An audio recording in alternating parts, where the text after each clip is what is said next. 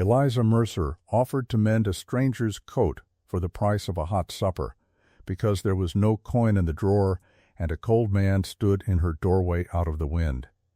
It was a raw evening in the back end of autumn, and the lamp in her shop was the only warm light left on that side of the street.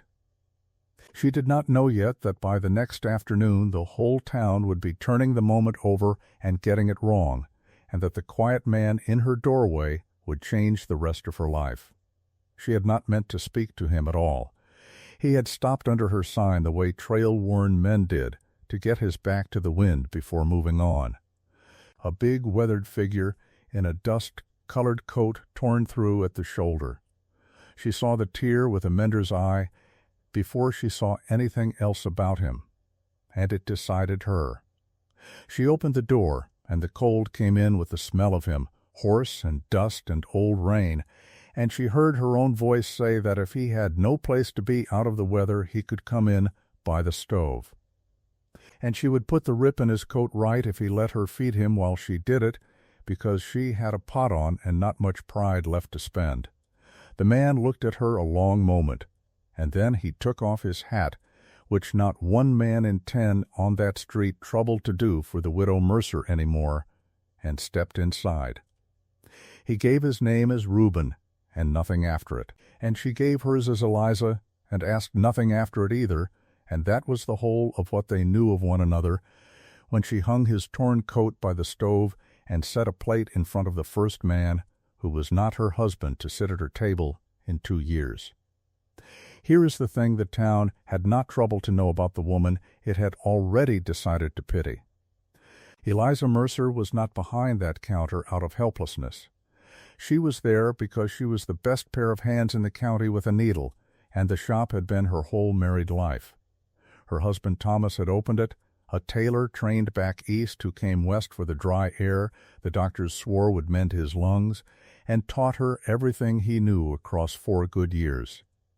When the fever took him 2 winters back, it left her the lease, the account at the dry goods store, and the trade in her 2 hands, and not one thing else, and she had kept all of it alive alone since. The brass thimble hung at her own finger where it had hung at his, worn down on one side to a thin bright moon by 20 years of pushing a needle through cloth. Thomas had worn it at the bench every day of their marriage, and when the fever took him she had taken it off his cold hand and put it on her own, because a thimble is a small thing to carry a whole man in, and it was all she had room for. She set it down on the counter that evening, the way she always did before she began. And the stranger looked at it a long moment, as if he knew what it was to keep one small worn thing of someone gone. What had brought her so low was not idleness and not bad work. It was a single hard season. A wet summer had rotted half the valley's wheat, and a town with no money makes the old dresses last. A mender's trade is the first thing folk give up when the coin runs thin. Eliza had run an account at Harlan Pryor's dry goods store for her thread and her needles, and when the orders did not come back it grew past what she could clear.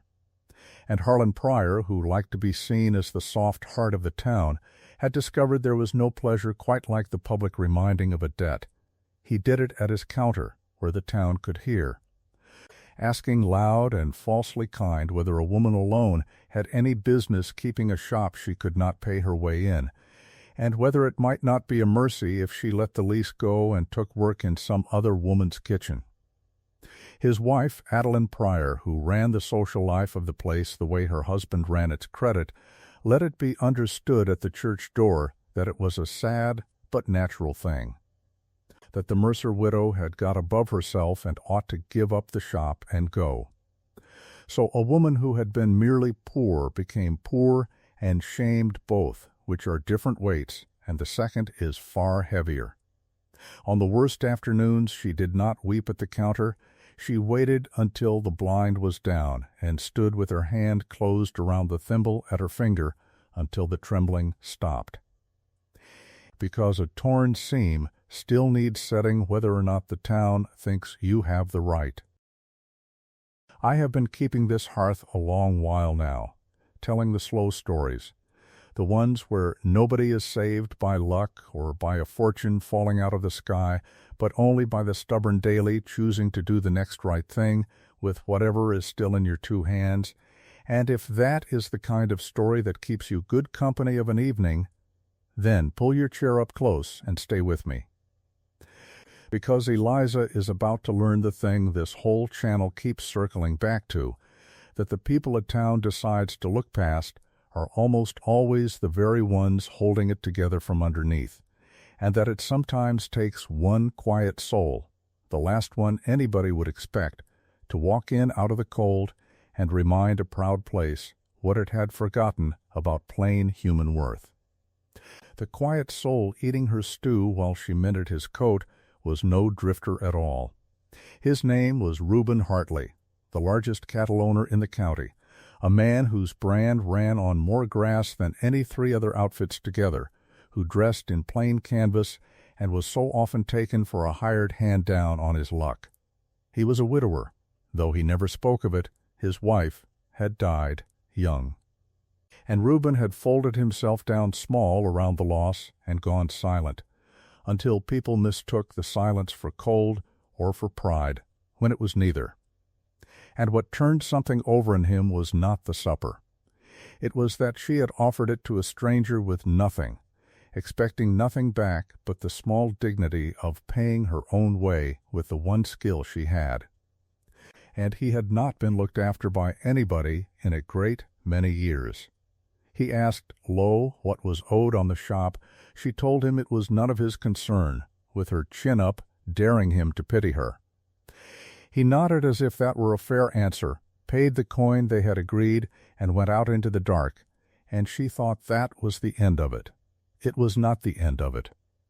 The next morning Reuben Hartley walked into Harlan Pryor's dry goods store and asked in his flat, unhurried way what the widow Mercer's account stood at, every cent of it, and laid the money on the counter in front of the merchant and a store full of morning customers, and said he would have it marked paid in full and a receipt in her name, and that he had heard there was some public talk about the debt and expected it to stop. Harlan Pryor, who had never in his life been made to feel small in his own store, took the money because a man does not refuse money, and wrote the receipt with a hand that was not quite steady, and the town had its second story before noon, and this one it could not get comfortable with.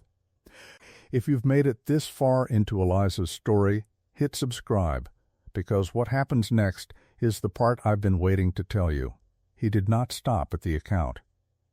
By the end of that week, Reuben Hartley had gone quietly to the man who held the lease and bought the shop outright, so that no merchant and no hard season could ever put the widow Mercer out of it again.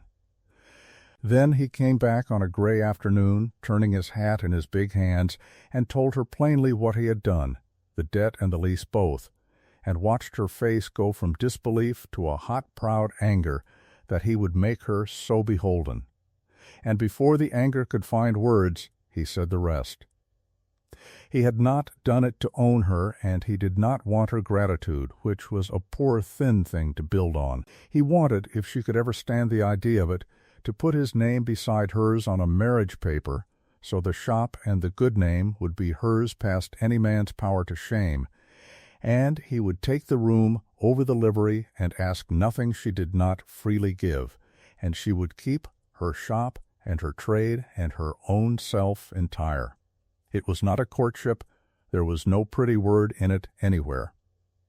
But it was the first time in 2 years that anyone had offered Eliza Mercer something without first deciding she was less than they were, and she looked at the big, quiet man who had spent a small fortune to give her back her standing, and then asked only for the privilege of standing beside her, and something in her chest came loose enough to let her breathe. She did not say yes that day. But she did not say no.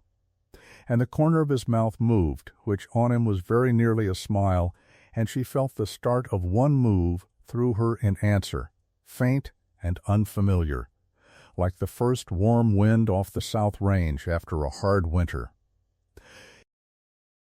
They were married in the front room of the parsonage 9 days later, with Hetty Mahoney, a stout kindly widow who took in the town's washing and feared no committee of women on this earth, and the livery-keeper Asa Tibbs standing as the 2 witnesses the law required. There was no ring and no kiss, because that was not what this was. Reuben signed Hartley beside her mercer, the preacher blessed it in his dry way, and the thing was done. That first night Eliza lay awake above the shop that had been her marriage home and her widow's home both, and did not know what she felt, only that it was not what she had expected.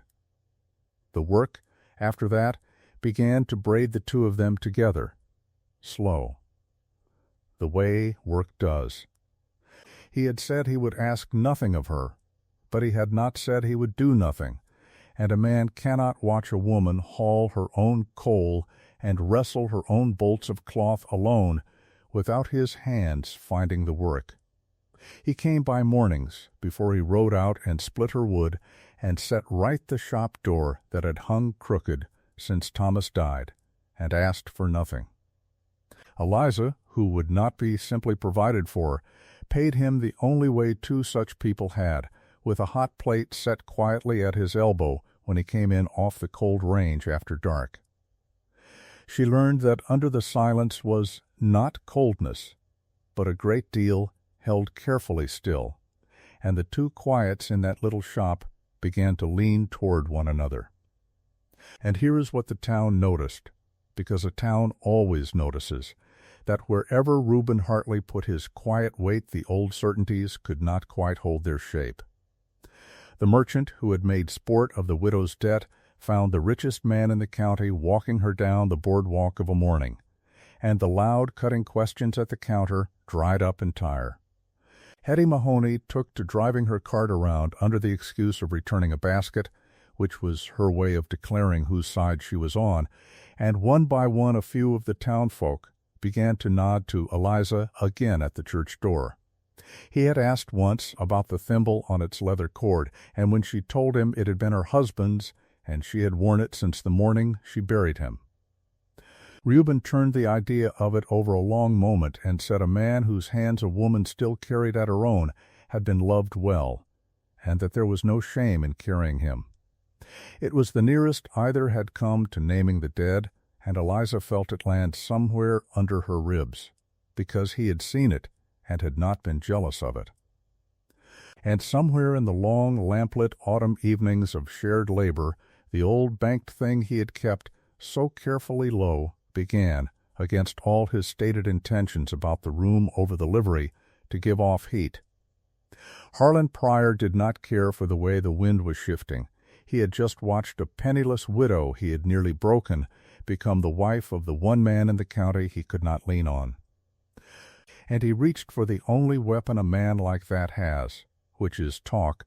Word went round from the Pryor parlor that the marriage was no marriage at all but a cold arrangement got up for money, and that the widow had sold herself to a lonely rich man to save a business she had no right to.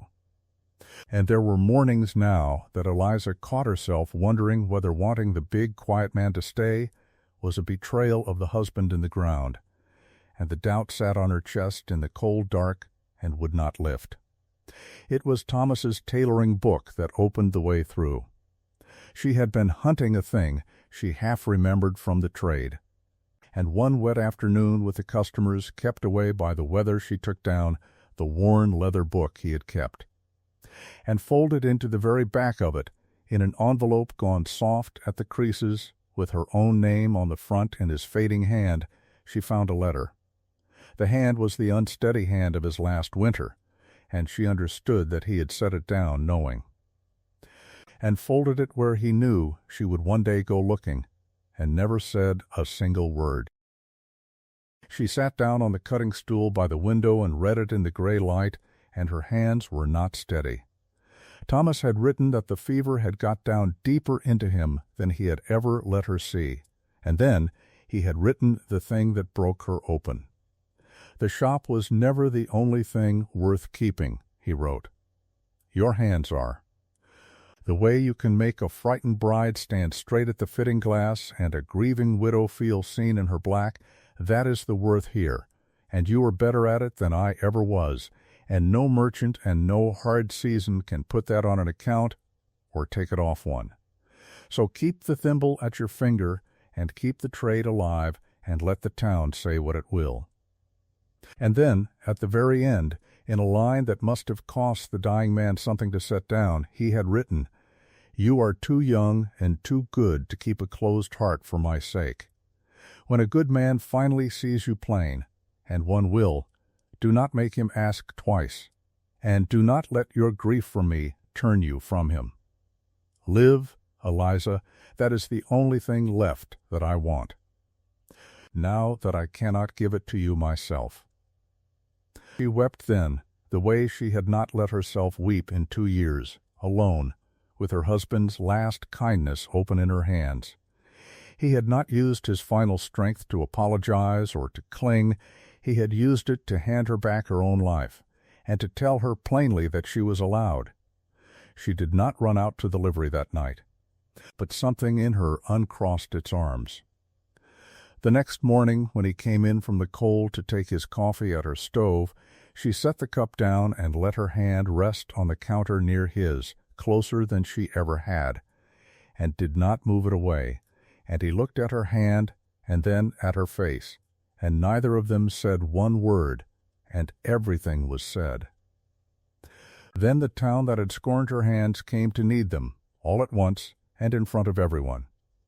It was the week of Adeline Pryor's own daughter's wedding, the grandest the town had seen in years, the fine dress ordered all the way from the East at a cost the Pryors had made sure everyone knew. The dress came in on the stage 2 days before, and when they opened the crate, it was a ruin. Soaked through where it had sat in standing water down the line, the dye run in ugly stains across the skirt, the fabric warped past any saving. There was no time to send for another, and no dressmaker for 40 miles. And Adeline Pryor, who had helped pass the word at the church door that the widow Mercer ought to give up her shop and go, had exactly one place left in the world to turn. She came to the shop herself, which must have cost her more than the dress had, and she did not quite apologize, because women like Adeline Pryor do not. But she stood in the doorway with her daughter's ruined wedding in her hands and asked, stiff and white-faced, whether anything could be done. Eliza Mercer did not say one word about the counter, or the debt, or the talk that had gone round from the Pryor parlor. She spread the wrecked dress on her cutting table and looked at it a long while with her mender's eye, the way she had once looked at a torn coat in a doorway, and said it would not be the same dress, but it would be one the girl could be proud to marry in. And she put the thimble on her finger and bent to the work. She worked through that afternoon and the whole of the night and the next day and the next, and Reuben sat up with her through the dark hours and kept the stove fed and the lamps filled and the coffee hot, and said nothing and went nowhere. She cut away the ruined skirt entirely and built a new one from the best bolt of cream silk she had been saving 2 years for an order that never came. And all through that long night the thimble pushed the needle true, stitch after stitch, until the work the whole proud town could not do was done. By the gray morning of the wedding the dress hung in the shop window, whole and lovelier than the thing that had come ruined out of the crate, and the bride, when she came for it, put her hand to her mouth and could not speak. There was no speech. That is not how it goes in a place like that. The town simply saw the bride come down the aisle in a dress the widow Mercer had built with her 2 hands and 2 nights, and saw Adeline Pryor watch her daughter married with her head up, and did its own slow arithmetic. The women who had cut Eliza at the church door found they could not quite meet her eye. And Harlan Pryor, who had paid for years in cruelty to keep the widow ashamed and beholden, stood beside a daughter he could only marry off well because of the very woman he had tried to ruin, and found the account he had once held over her paid in full in more ways than one. He was not jeered. No one needed to. A town that has just watched the person it tried to drive out save the day none of the rest of them could, is never quite able to say the cruel word again with the old confidence, and that is a harder thing to live with than any insult. Reuben Hartley came and stood beside Eliza at the back of the church in the cold, bright morning. Close, the first time he had ever put himself plainly at her side where every soul in the town could see it. He looked at the bride in the dress and at the worn brass thimble still on the cord at Eliza's finger, and then he said, in his low voice, but not so low that the nearest of them could not hear, that this was the finest pair of hands in the county, and always had been, and that he had told her once he would ask nothing and ride out, and found he had been a liar, because he had no intention of sleeping anywhere this woman was not, if she would have him stay for true and not for any paper. Eliza Mercer laughed out loud for the first time in 2 years, and told him there was a warmer place above the shop than the livery room if he ever cared to ask twice, and that her husband had told her, in his own hand, not to make him ask. They married again in the early spring, for true this time. When the orders had come back and the worst of the winter was behind them, the whole street crowded in at the parsonage windows, a town a little sheepish still, the way people are when they have been wrong out loud and been carried by the one they wronged anyway. Hetty Mahoney brought 3 pies and the only question that ever truly mattered, which was whether everyone had eaten, and Asa Tibbs gave the bride away and pretended his spectacles had only fogged from the warmth of the room. Reuben stood beside her, scrubbed and uncomfortable and happier than the town had seen him in a decade, and the brass thimble rode at Eliza's finger as it always did. Because the small worn thing that had carried her through every dark ought to be at the wedding as much as anyone.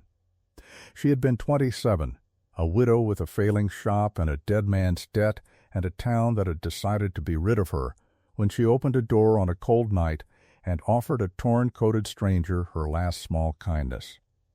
She grew old on that main street beside the quiet man who had walked in out of the wind, the shop full of work and the bell over the door ringing all day long, and the town that had said a woman alone could not keep a shop sent its own daughters in the end to learn the trade at her hands, and forgot it had ever wanted her gone. On the last evening of this story, the worn brass thimble rested on the window-sill in the low gold light, set down for the night beside a second new thimble, waiting bright and unworn for the young woman come to learn at the famous mender's hands. And the 2 of them caught the last of the sun. A name on an account, it turns out, is the smallest part of what a person is worth.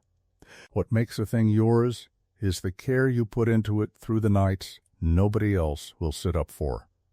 So here is what I will leave you with tonight, friend, before the lamp burns low.